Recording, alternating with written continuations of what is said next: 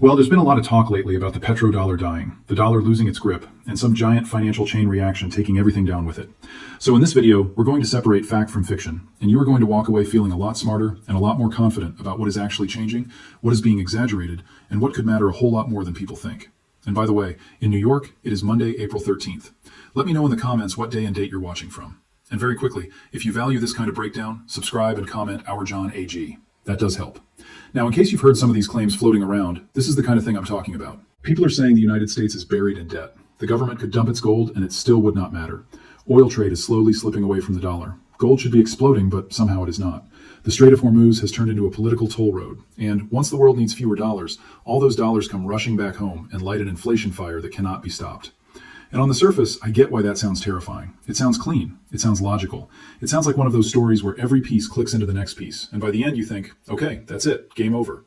Except when you actually pull the parts apart, some of it is true, some of it is half true, and some of it is being stretched way past what the facts can carry. The first thing people jump to is the gold question. They say, if the government is drowning in debt, could it just sell gold and raise cash? In theory, yes, of course it could try. But that is not really the right question. The real question is whether selling gold would meaningfully solve a debt problem of this size. And the answer there is no, not really. But then a lot of people make the next jump and say, well, the gold is tiny anyway, basically nothing. That part is where things go off the rails. Based on recently published government numbers, the United States still reports the world's largest official gold stock. Fort Knox alone holds well over 140 million ounces, and total official holdings are around 260 million ounces. On the government books, that gold is still carried at the old legal price from decades ago, which makes the accounting value look tiny. But that is book value, not market value. At recent market prices, you are not talking about $1 billion. You are talking about well over $1 trillion in market value. That is a massive difference. Now, does that mean the gold solves the debt issue? No, not even close. The national debt is still just under $39 trillion. So even if you marked every ounce to the market and sold all of it, which would be an extraordinary move and probably a terrible signal, you still would not erase the debt problem. You would only show the world that you reached into one of your deepest drawers because cash pressure had gotten ugly. That is not strength. That is a flare in the sky. Because when governments sell an asset, investors do not just ask how much cash came in. They ask, why now? Why this asset? What message does that send? And if the asset in question is gold, which for many people still symbolizes monetary credibility, reserve strength, and last resort trust, then the symbolism is almost as important as the transaction itself. So yes, technically gold could be sold. But if you were imagining that as some clever fix, I do not think that is what it would look like in real life.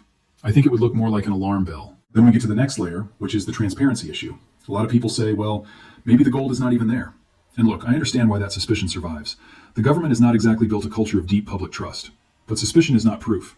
Limited public access is not the same thing as zero oversight. There are official audits, reporting schedules, and ongoing reviews of deep storage reserves. You can still argue the public should get more transparency. That is fair. But that is a very different claim from saying the gold is gone. Those are not the same thing, and they should not be treated as the same thing. Now here is where people usually pivot. They say, okay, maybe the gold story is messier than it sounds, but the debt story is obvious. Debt is exploding, spending is still huge, and that is where the real danger is. And on that part, there is a lot more substance. The debt really is enormous. Interest costs really are rising. And Washington really does keep talking in numbers that would have sounded absurd not that long ago. From recent official budget materials, the latest White House budget proposal talks about total defense resources around $1.5 trillion for the next fiscal year. That is not an enacted law yet, and the increase described in the official documents is in the low to mid-40s, not a clean 50. But either way, the bigger point is that the federal spending machine is not moving in a direction that makes the debt feel easier to carry. And there is another detail here that does not get enough attention. When people hear huge debt numbers, they often think the problem is only the total pile. But the speed matters too, and the cost of servicing that pile matters maybe even more. According to recent congressional budget projections, interest outlays are expected to keep climbing as a share of the economy over the next decade. In plain English, that means more money gets eaten by the debt itself before you even start talking about roads, healthcare, defense, or anything else people usually fight over. Debt becomes a machine that demands to be fed. That is why I think the bigger issue is not, can America print forever? The bigger issue is, can America keep rolling over giant amounts of debt without eventually paying a much higher price to do it?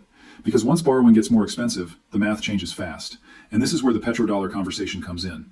A lot of people use that word as if it means one simple thing, like there was some single agreement, and once that agreement disappears, the dollar falls through a trapdoor. That is not really how it works. The petrodollar is better understood as a system of habits, incentives, trade flows, military relationships, reserve management, and convenience. Oil has long been priced mostly in dollars. That created natural demand for dollars, dollar banking, dollar reserves, and dollar-based debt markets. Not because every country loved the arrangement, but because it was liquid, familiar, and hard to replace at scale. Think of it like the biggest train station in the city. Maybe people complain about it, Maybe they want another route. Maybe they even build smaller alternatives. But until another station can handle the same traffic with the same reliability, most people still pass through the old one. That is the dollar. So when people say the petrodollar is dying, I think the correct answer is parts of the system are weakening at the edges, yes. But the center is still much stronger than the most dramatic headlines suggest. For example, according to the latest reserve data, the dollar still makes up a bit more than half of disclosed global foreign exchange reserves. That share has drifted lower over time, yes, and that matters. But a slow erosion is not the same thing as a sudden burial. And recent reserve manager surveys still show most institutions viewing the dollar as the top safe haven currency, even while confidence in parts of the broader U.S. financial story has clearly softened. That distinction is important because a system can lose some prestige and still remain dominant. Those are two very different conditions. Now, where this gets more serious is oil and shipping. Because if you want to understand why people suddenly get emotional about the dollar, do not start with a currency chart. Start with energy moving through choke points. Start with ships. Start with insurance. Start with settlement. Start with who gets paid, in what form, under what pressure. The Strait of Hormuz is not some random patch of water people use for colorful maps on television. It is one of the most important energy choke points in the world. Recent energy data shows that around 1/5 of global petroleum consumption and about 1/4 of seaborne oil trade moves through that narrow corridor. A meaningful disruption there does not just move headlines. It moves freight rates, delivery schedules, energy costs, inflation expectations, and political panic. So when tensions there rise, it is rational to take it seriously. But this is also where some commentary gets sloppy. There have been reports of toll threats, selective passage rules, safe passage talks, and heavy disruption. There was also official U.S. messaging that vessels going to and from non-Iranian ports would not be blocked under the latest blockade posture. Reuters reviewed reports of at least one possible payment for passage, but could not confirm it. And the clean version of the claim that only non-dollar or yuan-paying ships can pass is simply stronger than the trusted reporting supports right now. That exact rule has not been firmly established by the evidence I have seen. Severe disruption? Yes. Clear pressure on shipping? Yes. Proof of a neat yuan-only checkpoint? No. And that matters, because if you exaggerate one point, you can accidentally weaken the much more important argument. The important argument is not that the world woke up one morning and banned the dollar from the Gulf. The important argument is that every time a major energy route becomes unstable, every time countries start looking for backup settlement channels, every time a government decides it cannot trust the existing rails, the long-term moat around the dollar gets a little less comfortable. That is the real story, not instant death, gradual wear. And gradual wear can still become a major problem if the country at the center of the system is also running giant deficits, rising interest costs, and political dysfunction all at the same time. Now, let me show you why fewer dollar trades in oil actually matter, because I think this gets explained badly all the time. People often say, if oil no longer needs dollars, then demand for dollars disappears. That is too simplistic. Demand would not disappear. It would likely weaken at the margin, unevenly, over time, and in ways that show up first in trade settlement, reserve diversification, and hedging behavior, not necessarily in one dramatic headline. Here's a cleaner way to think about it. If the world needs dollars to buy a key commodity, countries tend to hold more dollars, banks build more dollar plumbing, and investors remain more willing to park money in dollar assets. If some portion of that trade shifts into other currencies, then the forced need for dollars softens a bit. Not vanishes, softens. And if that softening happens while Washington still needs constant financing, then the United States may have to offer better terms to attract buyers. Better terms usually means higher yields. Higher yields help buyers, but they also raise the government's own financing cost. And once that starts feeding back into deficits, the cycle becomes harder to control. That is the risk people are reaching for. But there's one more logical leap in this chain that I want to slow down, because it sounds convincing when said fast. People say, if the world needs fewer dollars, then all those unwanted dollars flood back into the United States and create instant runaway inflation. There is a kernel of truth there, but the simplified version can mislead you. Dollars held abroad do not behave like birds that hear a whistle and suddenly fly home in one giant flock. They sit in deposits, trade accounts, debt instruments, corporate treasuries, sovereign reserves, shadow banking structures, and contracts with different maturities and different incentives. Some get recycled, some get hedged, some get spent, some get rolled, some get swapped. The point is, the process is more gradual and more uneven than the most dramatic version suggests. So yes, reduced external demand for dollars can weaken support for dollar assets over time. Yes, that can pressure financing costs. Yes, it can feed inflation in the right conditions. But less demand is not the same thing as every dollar races home tomorrow. If you skip that distinction, you end up scaring yourself with a cartoon instead of preparing for a real-world sequence. And real-world sequences matter, because inflation itself is not one single thing either. Sometimes it is driven by demand, sometimes by supply shocks, sometimes by energy, sometimes by policy mistakes, sometimes by wage pressure, sometimes by currency weakness, and sometimes by several of those at once. Right now, one of the reasons markets are so jumpy is that energy stress can bleed into inflation expectations even when growth is slowing. That is a nasty mix, because it boxes policymakers in. If prices stay hot, rate cuts get harder to justify. If rate cuts get harder to justify, financing stays tight. And if financing stays tight while debt is huge, the fiscal story gets even less forgiving. That is why I think the cleaner concern is not the dollar dies, therefore hyperinflation next week. The cleaner concern is that the United States could face a long, grinding period where borrowing stays expensive, trust erodes in patches, inflation behaves badly around shocks, and policymakers have fewer easy exits than the public is used to. That kind of pressure is slower than a movie, but in some ways it is harder because it wears people out. And there is fresh context here that supports taking the pressure seriously without jumping into fantasy. Recent central bank surveys show geopolitical tension has surged as a top concern among reserve managers, and a large majority still see the dollar as the main haven, even while confidence in parts of the broader U.S. story is getting tested. That combination tells you the system is not broken, but it is not relaxed either. Think about what that means. The incumbency is still there. The comfort is not. To me, that feels a lot more important than screaming that the petrodollar is already dead. Because when an incumbent system starts losing comfort, people do not abandon it all at once. They start building escape routes. That is what gold buying looks like. That is what bilateral trade deals can look like. That is what alternative payment rails can look like. That is what reserve diversification can look like. And one other thing that deserves attention is oil itself. People reduce these stories to gas prices all the time, and yes, gas prices matter because they hit households fast. But oil shocks ripple far beyond the pump. They hit shipping, manufacturing, food distribution, airline costs, freight margins, chemical inputs, and business confidence. So when crude jumps because Hormuz is under stress, markets are not just reacting to what drivers pay on Friday. They are reacting to how far that cost pulse spreads through the rest of the economy. That is part of why gold and the dollar can sometimes move in ways that seem counterintuitive to people expecting a simple fear trade. And this is where I want to challenge another lazy assumption. A lot of people think if the macro story is bearish for the dollar, then the dollar must go down right now. Not necessarily. In stress events, the dollar can still rise in the short run, even if the long run questions are getting louder. We have seen that recently. That is because a structurally challenged asset can still be the most liquid shelter in a storm. Those are not contradictory ideas. They can both be true at the same time. Short-term refuge does not cancel long-term wear. That is one reason I try to separate trading moves from regime shifts. A trading move can reverse in a day. A regime shift unfolds across years, and it is real. But again, there is a difference between a risk and a timetable. A lot of the scariest versions of this story skip straight from some countries are diversifying to hyperinflation is next. That is too fast. Monetary systems usually fray in stages. Confidence shifts in layers. First you get diversification, then you get pricing experiments, then you get hedging changes, then you get reserve tweaks, then you get political responses, then maybe, you get a broader reset. But there is usually a sequence. It is not always a trapdoor. Could things accelerate? Yes, absolutely, especially if a geopolitical shock collides with fiscal stress and a confidence crisis at the same time. But I do not think you help yourself by pretending the dollar is already finished. It is not. It is still deeply embedded in trade, reserves, debt markets, and crisis behavior. The more accurate statement is that its margin of safety may be shrinking.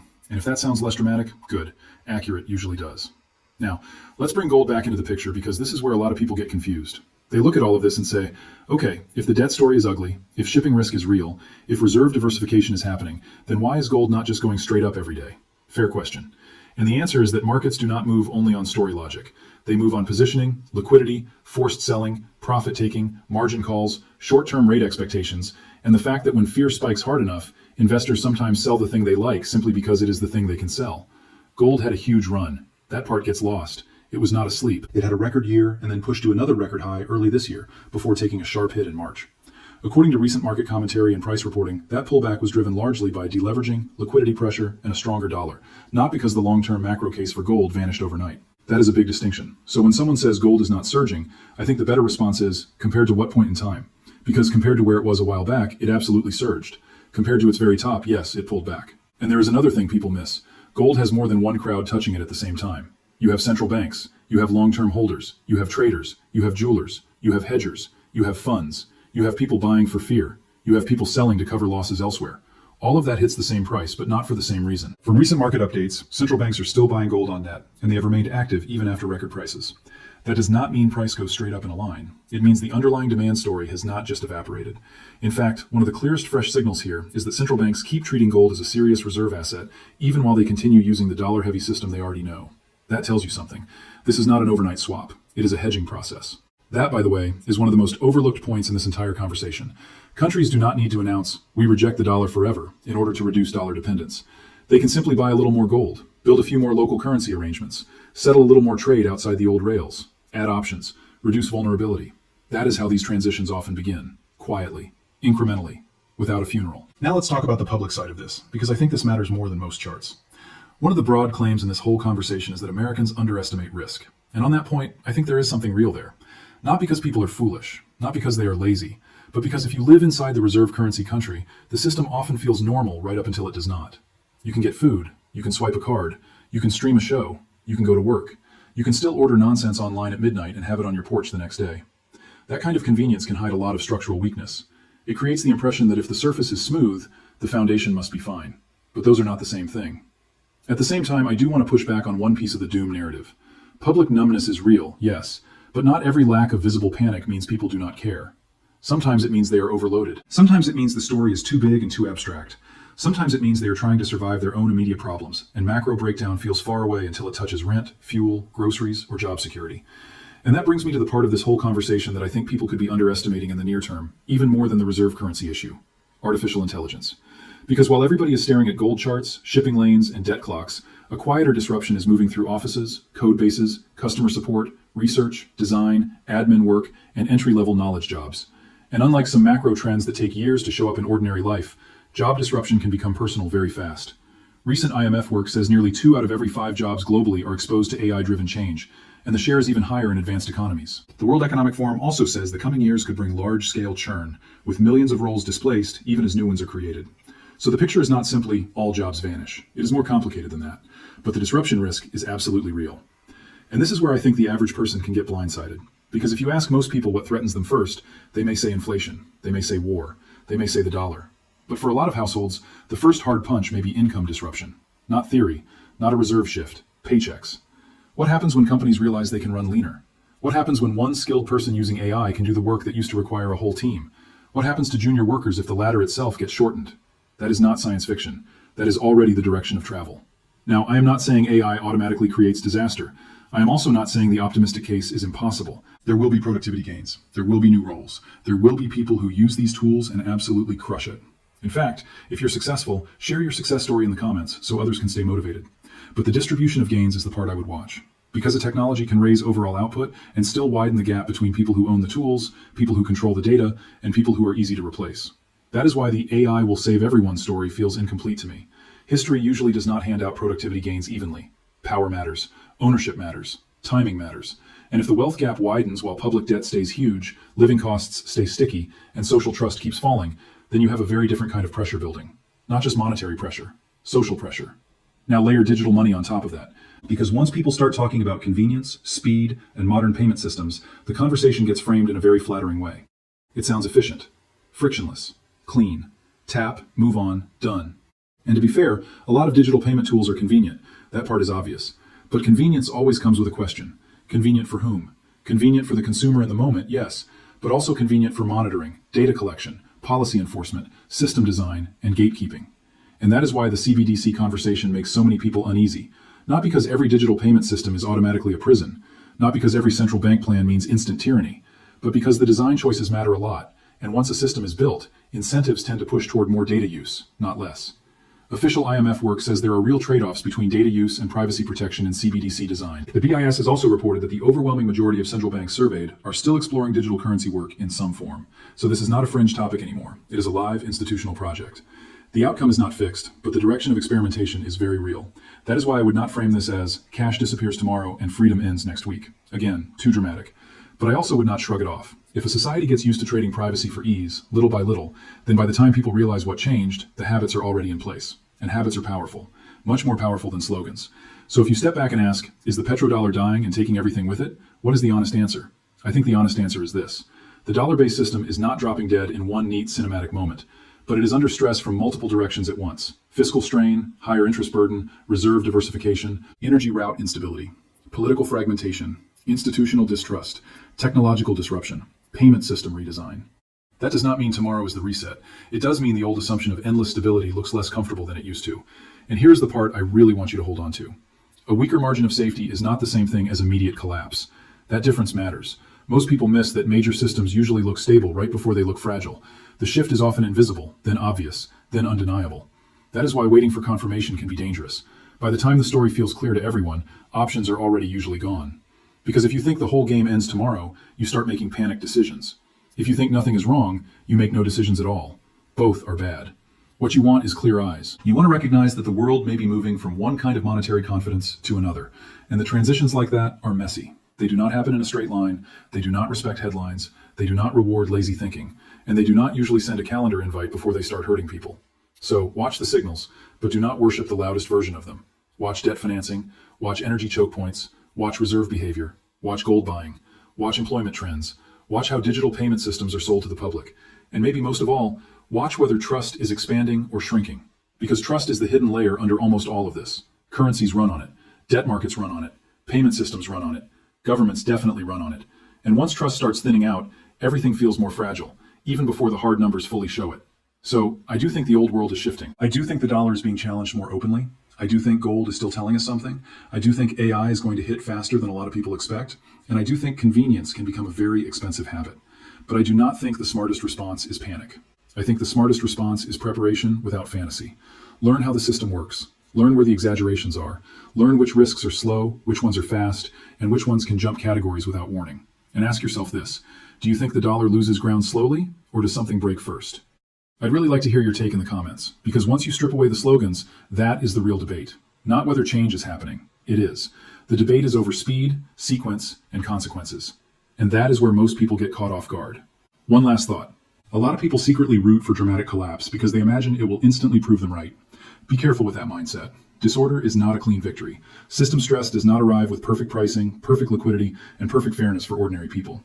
It usually arrives with confusion, policy reaction, volatility, and a lot of people discovering too late that they did not actually understand the plumbing they depended on. So do not root for the fire just because you know the wiring is bad. Root for truth. Root for better positioning. Root for clearer thinking. Thanks for being here. Thanks for spending this time with me. And if this helps you cut through the noise, subscribe and stay close. And as always, this is for education and discussion so you can think more clearly for yourself. It is not personal financial advice, and you should make decisions based on your own situation, your own research, and, when needed, real professional guidance.